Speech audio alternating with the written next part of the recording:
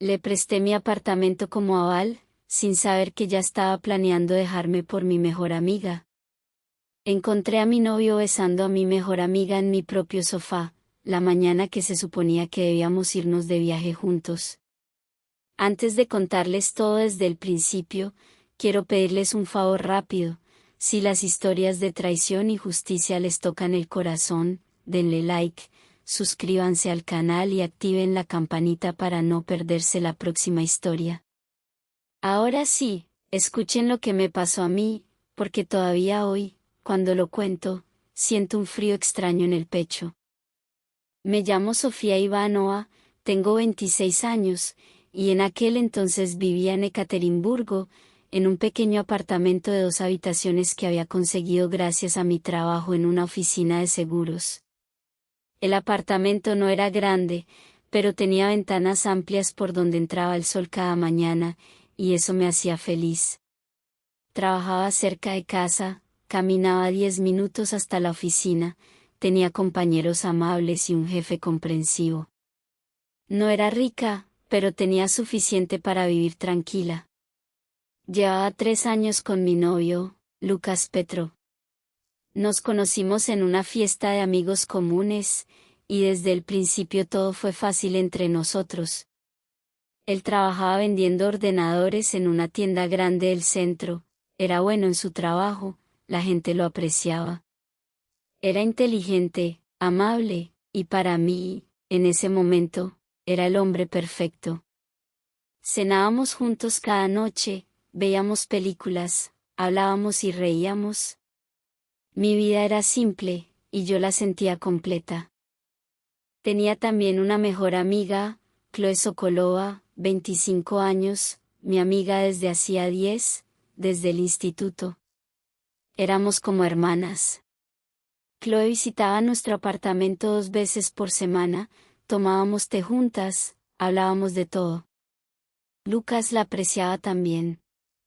Los 3 éramos, en mi mente, casi una familia. Nada podía salir mal. O eso pensaba yo. Pero las cosas empezaron a cambiar, de forma silenciosa, casi imperceptible al principio.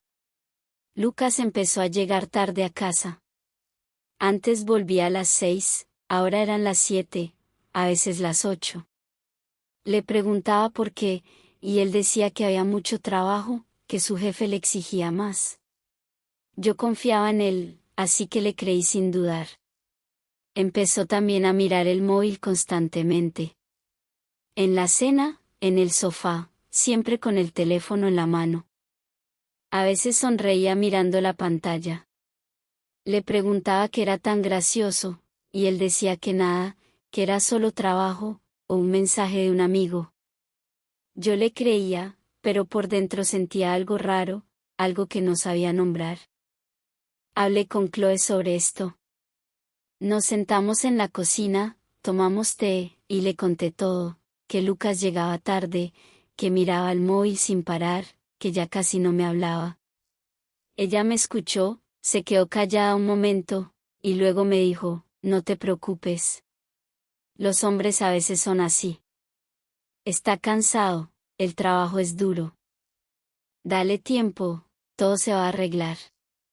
Confié en sus palabras. Era mi mejor amiga. Las amigas no mienten. Así que esperé. Fui paciente. Sonreía a Lucas, cocinaba para él, no hacía preguntas, le daba espacio. Pero él seguía distinto. Seguía llegando tarde, seguía con el móvil pegado a la mano, seguía sin hablarme como antes. Nuestro apartamento, que antes se sentía cálido y feliz, ahora se sentía frío y vacío. Chloe seguía visitándonos. Era muy cariñosa conmigo, me abrazaba, me preguntaba cómo estaba, me decía que no me preocupara, que Lucas me quería.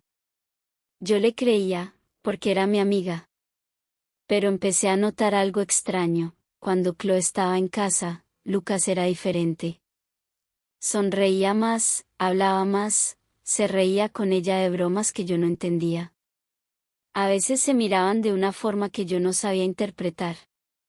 Eran mis dos personas favoritas en el mundo, y sin embargo, cuando estaban juntos, yo me sentía sola, como una extraña en mi propia casa. Un día noté que Chloe llevaba un perfume nuevo, dulce, con notas de flores y vainilla. Se lo dije, y ella sonrió, me contó que acababa de comprarlo. Al día siguiente, mientras lavaba la ropa, recogí una camisa de Lucas y sentí un olor conocido, flores y vainilla. El perfume de Chloe. Mis manos empezaron a temblar. Me dije a mí misma que seguramente Chloe lo había abrazado al saludarlo, que eso era normal entre amigos. Traté de convencerme de que estaba imaginando cosas, de que era una mala persona por pensar mal. Pero entonces empecé a notar más señales. Mensajes de texto entre ellos a todas horas. Lucas sonriendo a la pantalla del móvil. Llamadas largas con Chloe, en las que él se iba a otra habitación y cerraba la puerta. ¿Por qué cerraba la puerta? ¿De qué hablaban durante tanto tiempo? Una noche, Chloe vino a visitarnos. Se sentaron juntos en el sofá, hablando y riendo. Yo estaba sentada en una silla, observándolos. No me miraban. Solo se miraban entre ellos. Me sentí invisible. Me levanté, fui a la cocina, y ellos ni siquiera notaron que me había ido. Me quedé de pie, mirando la pared, sintiendo que los ojos se me llenaban de lágrimas que no dejé caer. Algo estaba mal, lo sabía, lo sentía en el estómago, pero no sabía qué hacer con esa certeza. Decidí planear algo especial. Un viaje de fin de semana, solo Lucas y yo, sin trabajo, sin teléfonos, sin amigos. Pensé que quizás eso arreglaría las cosas, que nuestro amor necesitaba ese tiempo a solas. Reservé un pequeño hotel cerca del Mar Negro, en Sochi. Se lo conté a Lucas, y él dijo que sí, que le parecía buena idea. El día del viaje llegó. Preparé las maletas, limpié el apartamento, me puse un vestido bonito. Esperé a que Lucas volviera del trabajo a las 4, como habíamos quedado. Pero llegaron las 5, las 6, y Lucas no aparecía. Entonces llamó. Su voz sonaba nerviosa. Dijo que lo sentía mucho, que no podía venir, que había surgido un problema urgente en el trabajo, que teníamos que posponerlo para la semana siguiente. Siempre la semana siguiente. Sentí que algo dentro de mí se rompía en silencio. Colgué el teléfono, me senté en el suelo y lloré durante mucho tiempo. Después me levanté y tomé una decisión, me iría, no para siempre, solo unos días, a visitar a mis padres en Perm. Necesitaba pensar, necesitaba alejarme de todo aquello, de las mentiras que sentía pero no podía probar. Empaqué una pequeña maleta. Le escribí un mensaje a mi madre diciéndole que iba para allá. Al día siguiente por la mañana, mientras Lucas todavía dormía, me fui sin despedirme. Conduje llorando, pero también sintiendo, extrañamente, un poco de libertad. Había conducido casi una hora cuando recordé algo, había olvidado el regalo de cumpleaños de mi madre en casa. Di la vuelta con el coche. Volví al apartamento, aparqué, subí las escaleras, abrí la puerta con mucho cuidado. El apartamento estaba oscuro, en silencio. Entonces escuché algo. Música suave, viniendo del salón. ¿Por qué había música a esa hora? A Lucas no le gustaba la música por la mañana. Caminé despacio, el corazón me latía con fuerza. Me detuve en la puerta del salón y miré adentro. Vi el sofá. Vi a dos personas sobre el sofá. Era Lucas. Era Chloe. Estaban muy cerca el uno del otro. No hablaban. Se estaban besando, con los ojos cerrados, un beso largo, lento. Me quedé paralizada. No podía moverme, no podía respirar. Mi novio y mi mejor amiga, besándose en mi propio sofá, en mi propia casa. Mi corazón no se rompió. Simplemente desapareció. Lucas abrió los ojos, me vio, su cara cambió por completo.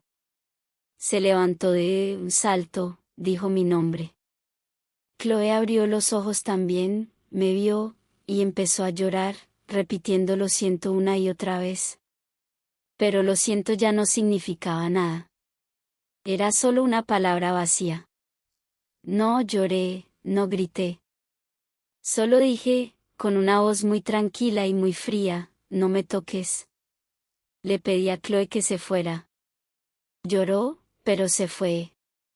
Lucas habló y habló, dijo que fue un error, que no significaba nada, que me amaba, que por favor me quedara. Pero yo ya no escuchaba. Sus palabras eran solo ruido. Le dije que necesitaba estar sola, fui al dormitorio, cerré la puerta con llave. Lucas llamó a la puerta durante horas, pero no respondí. Pasé toda la noche despierta, pensando en cada mentira, cada sonrisa, cada abrazo. Todo había sido falso. Al amanecer supe lo que tenía que hacer. Abrí la puerta. Lucas estaba sentado en el suelo, destrozado.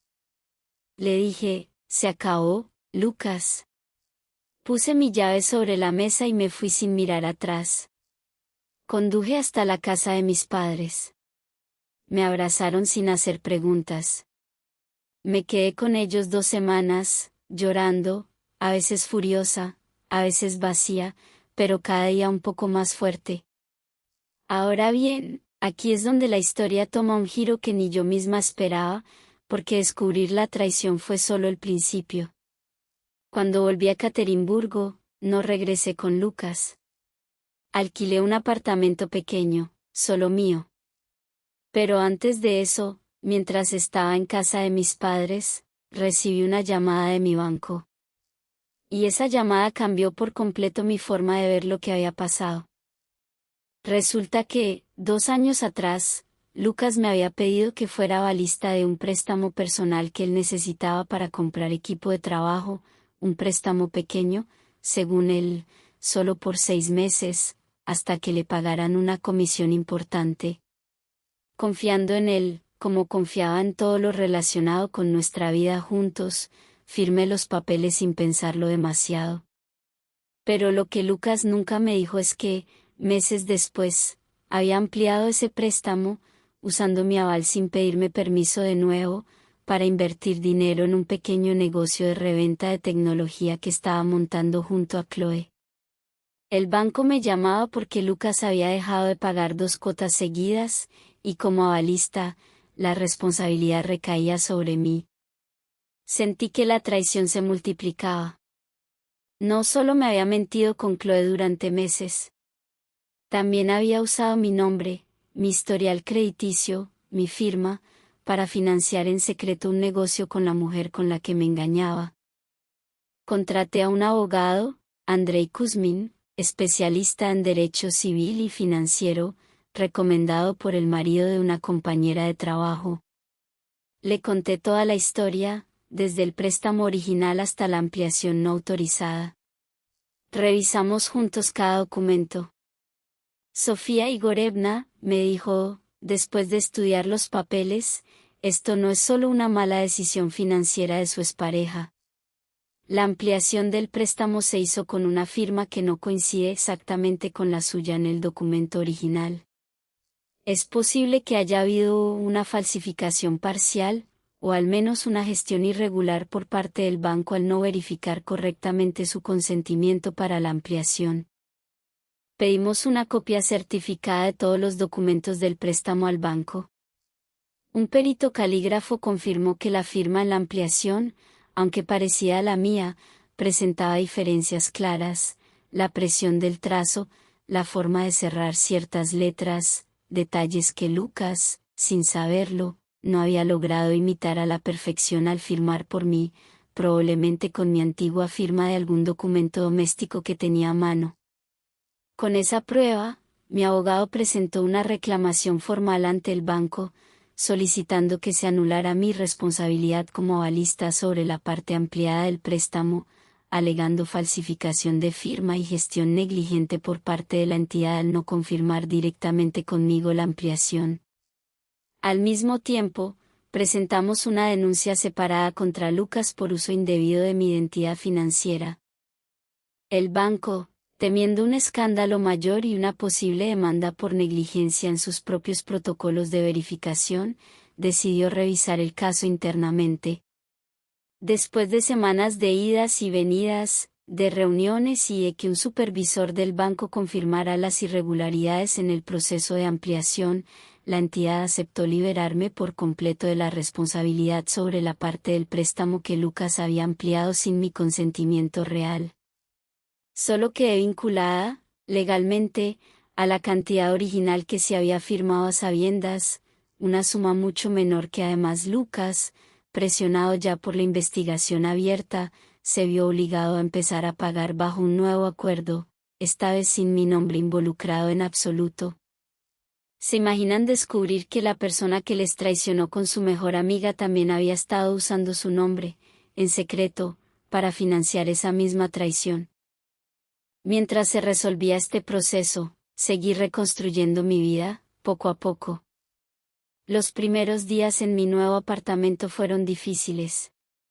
Estaba sola, sin muebles, dormía en el suelo. Pero fui comprando cosas, una cama, una mesa, una silla. Convertí ese pequeño espacio en mi hogar. Iba al trabajo cada día, volvía, cenaba sola, veía la televisión sola. Pero estaba bien. Estaba sobreviviendo.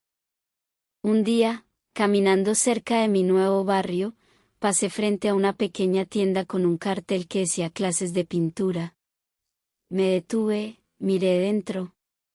Vi gente pintando, con expresiones tranquilas, felices. Algo me atrajo hacia adentro. Una mujer me sonrió y me preguntó si quería probar. Esa misma noche había una clase para principiantes. Pensé, ¿por qué no? Dije que sí. La profesora era amable. Nos enseñó a sostener el pincel, a mezclar los colores. Cuando pintaba, no pensaba en Lucas, no pensaba en Chloe. Solo pensaba en los colores, en lo que estaba creando. Volví cada semana. Pintar me hacía sentir viva de nuevo. En esa clase conocí a una mujer mayor, Yelizaveta Nikolayevna, de cabello blanco y mirada amable. Un día se sentó a mi lado, elogió mi pintura. Empezamos a hablar, tomamos té después de clase en su casa, llena de libros y plantas. Me contó que su esposo había muerto años atrás, que la pintura la había ayudado a sanar. Le conté parte de mi historia, no toda, pero lo suficiente. Ella escuchó sin juzgar. Se convirtió en una amiga real, honesta, de esas que ya no pensé que podría volver a tener después de lo de Chloe. Pasaron los meses. Empecé a sonreír más, a reír más. Estaba encontrándome a mí misma de nuevo. Un día, en el supermercado, vi a Lucas al otro lado del pasillo. Me reconoció, caminó hacia mí. Mi corazón latió rápido, pero no salí corriendo. Me quedé quieta. Se veía distinto, más delgado, más cansado, más triste. Hola, Sofía, dijo, con voz baja. Hola, Lucas, respondí. Me contó que él y Chloe habían terminado. Que el negocio que habían montado juntos, financiado en parte con el dinero de mi aval, se había hundido en menos de un año, cargado de deudas que ahora Lucas tenía que pagar solo, sin ayuda de nadie, incluida Chloe, que se había alejado en cuanto las cosas se complicaron económicamente. Me dijo que me extrañaba, que todo había sido un error. Lo miré, esperando sentir algo. Amor, rabia, odio. Pero no sentí nada de eso. Sentí lástima. Le dije que esperaba que encontrara paz, que fuera feliz algún día, y me despedí. Caminé, sin mirar atrás, sintiendo algo ligero, algo libre. Realmente libre. Mis pinturas mejoraban cada vez más. Pintaba flores, árboles, el cielo, mis propios sentimientos. Yelizaveta me dijo que debería vender mi trabajo. Al principio me reí, pero después pensé, ¿por qué no? Fui a un mercado de artesanos los sábados. Puse una pequeña mesa con mis cuadros. La gente se detenía, sonreía, algunos compraban. Había creado algo, y a la gente le gustaba. Me sentí tan orgullosa, tan feliz. Cada sábado volvía al mercado. Vendía mis pinturas, hablaba con la gente, sonreía. Estaba viva de nuevo, realmente viva. Ya no era la novia de Lucas. Ya no era la amiga de Chloe. Era Sofía. Solo Sofía. Sofía la pintora. Sofía la superviviente. Y con eso me bastaba. Un sábado, un hombre se acercó a mi mesa. Alto, cabello oscuro, mirada amable. Miró mis pinturas, tomó una entre las manos, un cuadro del atardecer sobre el río. Sonrió y me dijo que era hermoso, que si lo había pintado yo misma. Le dije que sí, con una sonrisa que ya no escondía nada, ni miedo, ni dolor, solo la tranquilidad de alguien que reconstruyó su vida desde cero, con sus propias manos, sin necesitar que nadie más se la arreglara. Hoy, mirando atrás, entiendo que aquella mañana en la que descubrí a Lucas y a Chloe en mi sofá no fue el final de mi historia. Fue, sin que yo lo supiera entonces, el comienzo de la única historia que realmente importaba, la mía. Aprendí que la verdadera justicia no siempre llega gritando ni con grandes escándalos. A veces llega en silencio, en forma de un préstamo anulado, de un negocio que se hunde solo, de una vida que se reconstruye pincelada a pincelada, mientras quienes te traicionaron se quedan atrás, cargando el peso de lo que hicieron. Si esta historia les tocó, cuéntenme en los comentarios qué habrían hecho ustedes en el lugar de Sofía. Denle like, suscríbanse al canal y activen la campanita para no perderse la próxima historia. Nos vemos en el próximo video.